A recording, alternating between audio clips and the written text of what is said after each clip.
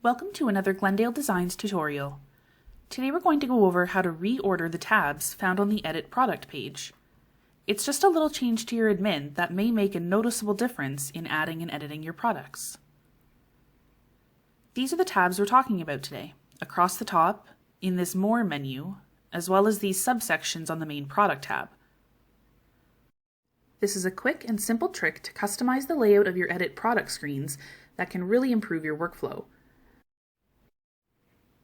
This is especially true if you have a large product catalog or need to add or update products frequently. Keep in mind that these changes will only take effect for the user account that you're currently logged in under. To start, log into your Miva admin. Then go to your catalog by clicking the link in the left navigation menu. Pick any product and click the name link to edit. Again, this tip is going to change the tabs that you see along the top, in the More menu here, and the subsections on the main Product tab. To change the order, move your cursor to the tabs, then simply click and hold. You'll see this little loading wheel appear. Once it fully circles, your menu will open. Let me show you that again. Your Edit tab window will open and you can make your changes.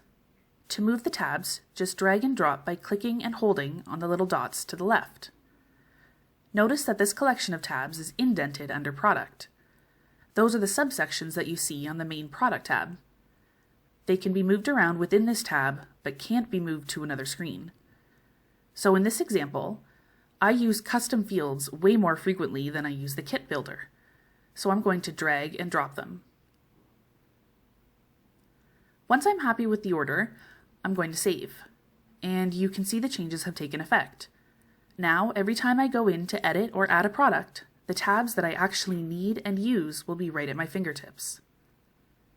For more details, you can view the blog post that's linked in the description of this video.